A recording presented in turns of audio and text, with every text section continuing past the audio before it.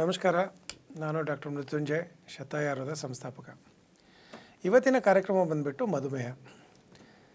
ಮಧುಮೇಹ ಬಗ್ಗೆ ತಾವೆಲ್ಲ ನೋಡಿರ್ಬೋದು. ತುಂಬ ಜನ ಒಂದು ಅಂದ್ಕೊಳ್ತಾರೆ, ಒಂದು ಸರಿ ಇದು ಬಂತು ಅಂತಂದರೆ ಜೀವನ ಇಡೀ ಕಡಿಮೆ ಆಗೋದಿಲ್ಲ ಅಂತ.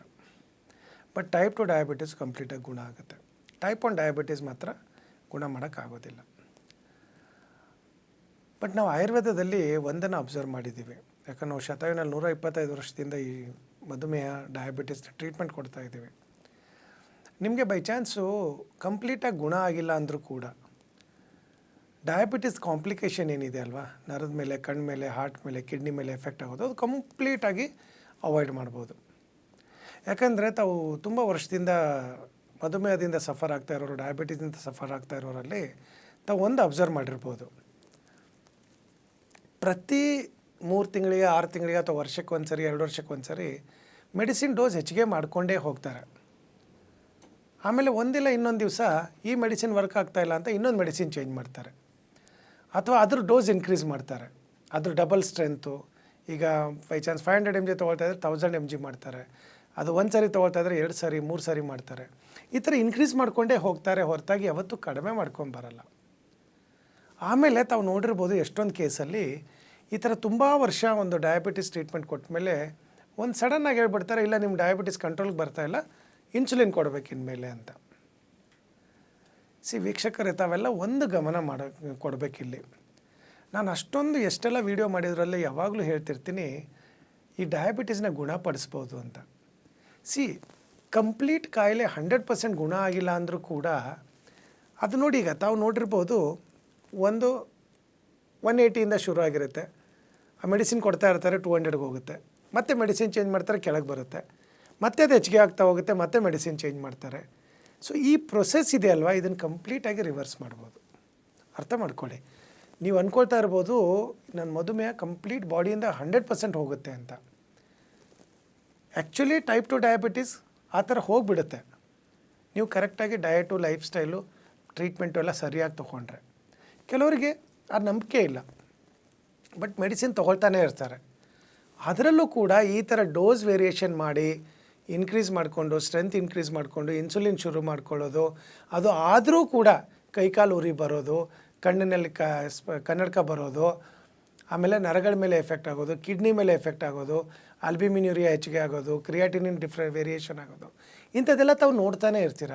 ಫ್ಯಾಟಿ ಲಿವರ್ ಆಗೋದು, ಲಿವರ್ ಮೇಲೆ ಎಫೆಕ್ಟ್ ಆಗಿಬಿಟ್ಟು ಹಾರ್ಟಲ್ಲಿ ಎಷ್ಟೊಂದು ಸರಿ ಬ್ಲಾಕ್ ಆಗೋದು, ಆಮೇಲೆ ಸ್ಟ್ರೋಕ್ ಆಗೋದು, ಇದೆಲ್ಲವೂ ಕೂಡ ಈ ಮಧುಮೇಹದ ಒಂದು ಸೈಡ್ ಎಫೆಕ್ಟ್ಸು.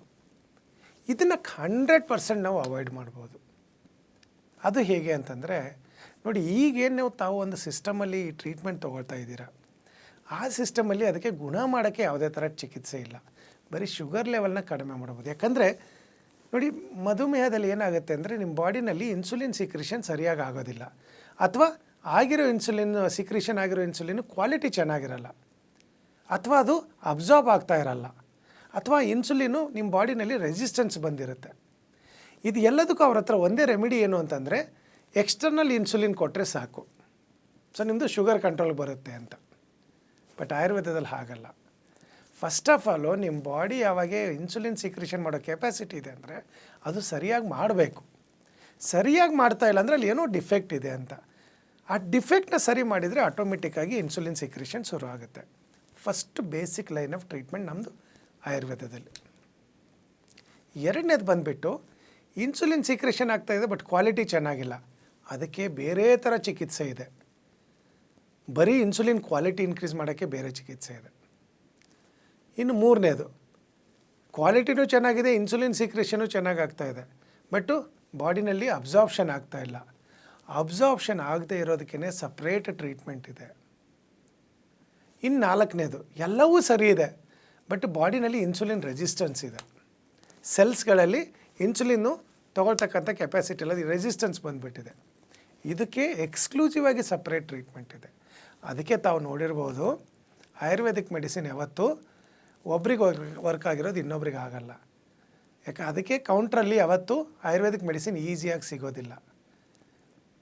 ಪ್ರತಿಯೊಬ್ಬರಿಗೂ ಒಂದು ಬೇರೆ ಬೇರೆ ಥರ ಚಿಕಿತ್ಸೆ ಇದೆ. ಹಾಗಾಗಿ ನಾನು ಪ್ರತಿಯೊಂದು ಎಪಿಸೋಡಲ್ಲೂ ಅದೇ ಟ್ರೈ ಮಾಡ್ತಿರ್ತೀನಿ. ಹೆದರ್ಕೊಳ್ಳೋದು ಬೇಕಾಗಿಲ್ಲ. ಫಸ್ಟ್ ಅರ್ಥ ಮಾಡ್ಕೋಬೇಕು ಡಯಾಬಿಟಿಸ್ ಅಂದರೆ ಏನು. ಯಾಕಂದ್ರೆ ನಾವು ಆಯುರ್ವೇದದಲ್ಲಿ 20 ಥರ ಮಧುಮೇಹ ಇದೆ. ವೆರಾಸ್ ಅಲೋಪತಿನಲ್ಲಿ 2 ಥರ ಡಯಾಬಿಟಿಸ್, ಟೈಪ್ 1 ಟೈಪ್ 2. ಭಾಳ ಅಂದರೆ ಜೆಸ್ಟೇಷನಲ್ ಡಯಾಬಿಟಿಸ್ ಅಂತೆಲ್ಲ ಹೇಳ್ತಾರೆ. ಬಟ್ ಆಯುರ್ವೇದದಲ್ಲಿ 20 ಥರ ಇದೆ. ಈ 20 ಥರದಲ್ಲೂ ಕೂಡ ಒಂದೊಂದು ಬೇರೆ ಬೇರೆ ಥರನೇ ಚಿಕಿತ್ಸೆ ಇದೆ.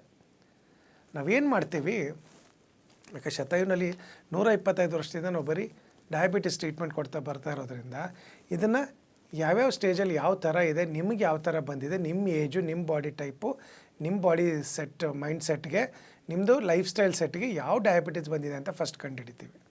ಆಮೇಲೆ ರಿವರ್ಸ್ ಮಾಡೋದು ಈಸಿ. ಸೊ ಇದು ಒಂದು ಕಡೆ ರಿವರ್ಸ್ ಮಾಡ್ತಕ್ಕಂಥ ಟ್ರೀಟ್ಮೆಂಟ್ ಆಯಿತು. ಇನ್ನೊಂದು ಕಡೆ ಹೇಳಬೇಕು ಅಂತಂದರೆ, ಯಾವಾಗ ಮಧುಮೇಹ ಔಟ್ ಆಫ್ ಕಂಟ್ರೋಲ್ ಹೋಗ್ತಾ ಇರುತ್ತೆ ಬಾಡಿನಲ್ಲಿ, ಅದು ನರಗಳ ಮೇಲೆ, ಕಿಡ್ನಿ ಮೇಲೆ, ಕಣ್ಣು ಮೇಲೆ, ಲಿವರ್ ಮೇಲೆ, ಬ್ರೈನ್ ಮೇಲೆ ಎಲ್ಲ ಕಡೆ ಎಫೆಕ್ಟ್ ಮಾಡ್ತಾ ಇರುತ್ತೆ. ಅದಕ್ಕೆ ಬೇರೆ ಯಾವುದೇ ಸಿಸ್ಟಮಲ್ಲೂ ಕೂಡ ಟ್ರೀಟ್ಮೆಂಟ್ ಇಲ್ಲ.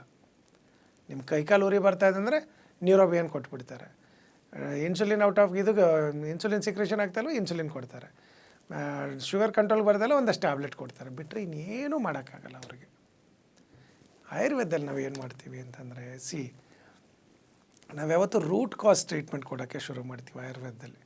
ನಿಮಗೆ ಮಾತ್ರ ಡಯಾಬಿಟಿಸ್ ಯಾಕೆ ಬಂತು, ಯಾವ ಥರ ಡಯಾಬಿಟಿಸ್ ಬಂದಿದೆ, ನಿಮ್ಮದು ಲೈಫ್ ಸ್ಟೈಲ್ ಹೇಗಿದೆ, ನಿಮ್ಮದು ಬಾಡಿ ಟೈಪ್ ಹೇಗಿದೆ, ನಿಮ್ಮದು ಆಹಾರ ವಿಹಾರಗಳು, ನೀವು ನಿಮ್ಮದು ನೇಟಿವ್ ಪ್ಲೇಸಲ್ಲಿ ಯಾವ ಥರ ಇತ್ತು, ಇಲ್ಲಿ ಬಂದಮೇಲೆ ಯಾವ ಥರ ಅಡಾಪ್ಟ್ ಆಗಿದ್ದೀರಾ, ಯಾವ ಥರ ನಿಮ್ಮದು ವರ್ಕ್ ಪ್ಯಾಟರ್ನ್ ಇದೆ, ಸ್ಲೀಪ್ ಪ್ಯಾಟರ್ನ್ ಇದೆ, ಪ್ರತಿಯೊಂದು ಕೂಡ ನಾವು ಕನ್ಸಿಡ್ರೇಷನ್ ಮಾಡಿ ನಿಮ್ಮದು ಡಯಾಬಿಟಿಸ್ಗೆ ಟ್ರೀಟ್ಮೆಂಟ್ನ ಪ್ಲ್ಯಾನ್ ಮಾಡ್ತೀವಿ.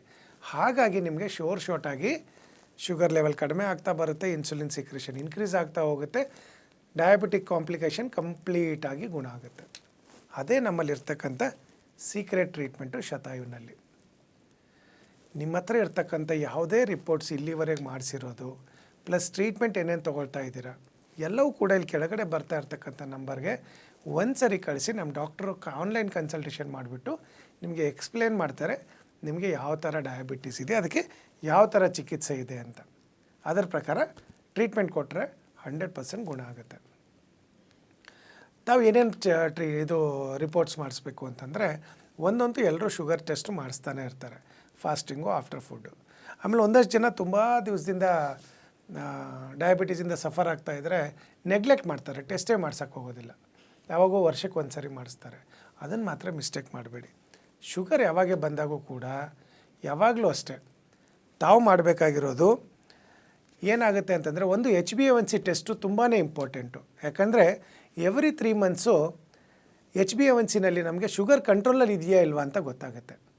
ಆ 3 ಮಂತ್ಸ್ ನಮಗೆ ಏನು ಎವರೇಜ್ ನೋಡ್ತೀವಿ, ಆವಾಗ ನಿಮ್ಮದು ಅಂಡರ್ ಕಂಟ್ರೋಲ್ ಇತ್ತು ಅಂತಂದರೆ ಪರವಾಗಿಲ್ಲ, ಔಟ್ ಆಫ್ ಕಂಟ್ರೋಲ್ ಹೋಯಿತು ಅಂತಂದರೆ ಅದಕ್ಕೆ ಸಪ್ರೇಟಾಗಿ ಟ್ರೀಟ್ಮೆಂಟ್ ಕೊಡಬೇಕಾಗುತ್ತೆ. ಸೊ ಅದನ್ನು ಫಸ್ಟು ನೀವು ಮಾಡ್ತು ಅಂತಂದರೆ, ಈಗ ಯಾವಾಗಲೂ ಅಷ್ಟೇ HbA1c 3 ಮಂತ್ಸ್ ಆ್ಯಾವರೇಜಲ್ಲಿ ನಿಮಗೆ 5.5 6 ಒಳಗಡೆ ಇತ್ತು ಅಂದರೆ ನಿಮ್ಮದು ಶುಗರು ಚೆನ್ನಾಗಿ ಕಂಟ್ರೋಲಲ್ಲಿ ಇದೆ ಅಂತ ಅರ್ಥ.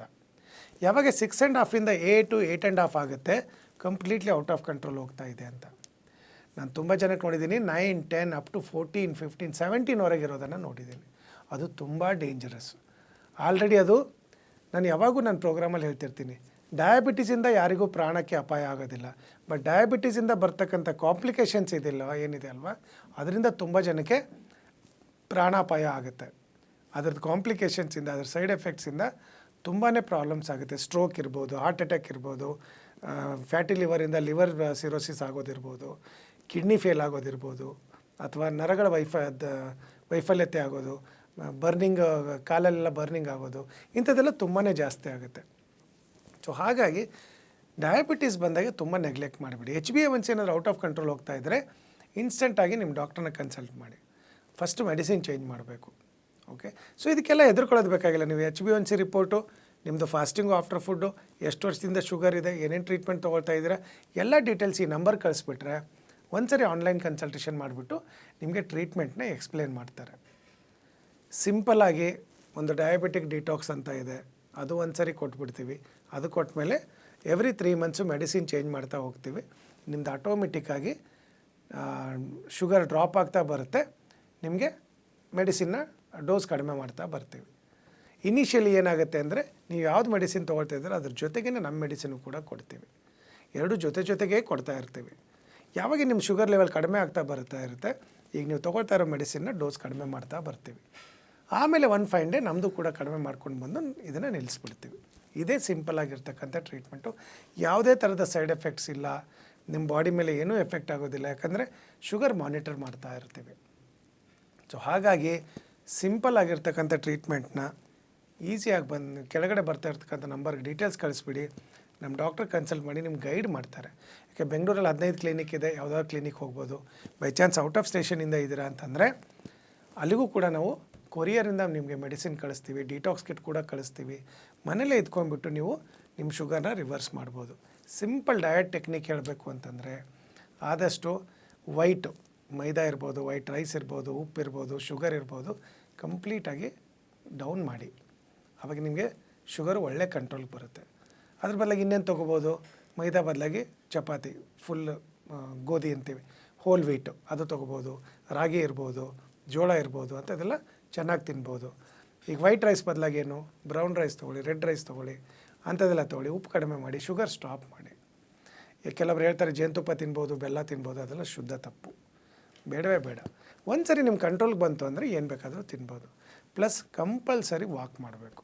ನಾನು ಯಾವಾಗೂ ಹೇಳ್ತೀನಿ, to remove diabetes you have to move, ಇಲ್ಲಾಂದರೆ ರಿವರ್ಸ್ ಆಗೋದಿಲ್ಲ. ಸೊ ಯಾವುದೇ ಥರದ್ದು ನಿಮ್ಮ ಮಧುಮೇಹದ ಬಗ್ಗೆ ಡೀಟೇಲ್ಸು, ಡೌಟ್ಸು ಏನೇ ಬೇಕು ಅಂತಂದರೂ ಕೂಡ ಕೆಳಗಡೆ ಬರ್ತಾ ಇರ್ತಕ್ಕಂಥ ನಂಬರ್ಗೆ ಒಂದು ಸರಿ ಫೋನ್ ಮಾಡಿ, ಆನ್ಲೈನ್ ಕನ್ಸಲ್ಟೇಷನ್ ಮಾಡಿ ಮೆಡಿಸಿನ್ ತರಿಸ್ಕೊಳ್ಳಿ. Thank you.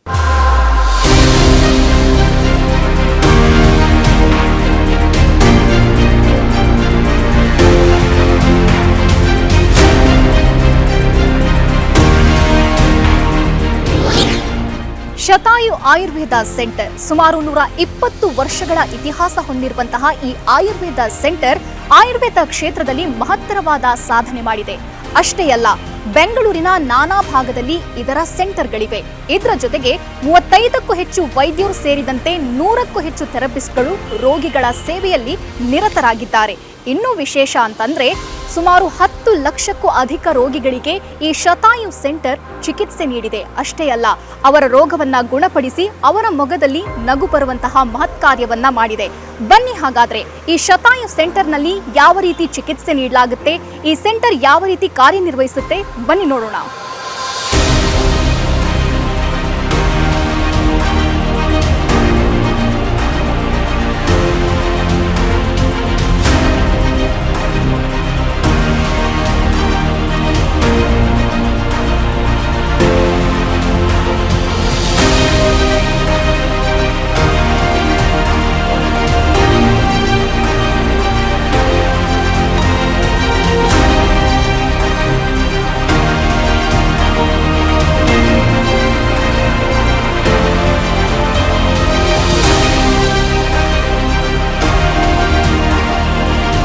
ನೋಡಿದ್ರಲ್ಲ, ಶತಾಯು ಆಯುರ್ವೇದ ಕ್ಲಿನಿಕ್ ಯಾವ ರೀತಿ ಕಾರ್ಯನಿರ್ವಹಿಸುತ್ತೆ, ಉತ್ತಮವಾದ ಚಿಕಿತ್ಸೆ ನೀಡುತ್ತೆ ಅನ್ನೋದನ್ನ. ತಾವೇನಾದ್ರೂ ಒಬಿಸಿಟಿ, ಡಯಾಬಿಟಿಸ್, PCOD ಅಥವಾ ಗರ್ಭಧಾರಣೆಯ ಸಮಸ್ಯೆ, ಕೀಲು ನೋವು, ಗಂಟು ನೋವು ಇಂತಹ ಯಾವುದಾದ್ರೂ ಸಮಸ್ಯೆಯಲ್ಲಿ ಬಳಲ್ತಾ ಇದ್ರೆ ಬೆಂಗಳೂರಿನ ನಾನಾ ಭಾಗದಲ್ಲಿ ಶತಾಯು ಆಯುರ್ವೇದ ಕ್ಲಿನಿಕ್ನ ಸೆಂಟರ್ಗಳಿವೆ. ನಿಮ್ಮ ಹತ್ತಿರದ ಸೆಂಟರ್ಗೆ ಹೋಗಿ ತಾವು ಚಿಕಿತ್ಸೆ ಪಡೆಯಬಹುದಾಗಿದೆ. ಹಾಗಾದ್ರೆ ಯಾಕೆ ತಡ? ಅಡ್ರೆಸ್ ಪ್ಲೇಟ್ ಇಂತಿದೆ, ನೋಟ್ ಮಾಡ್ಕೊಳ್ಳಿ.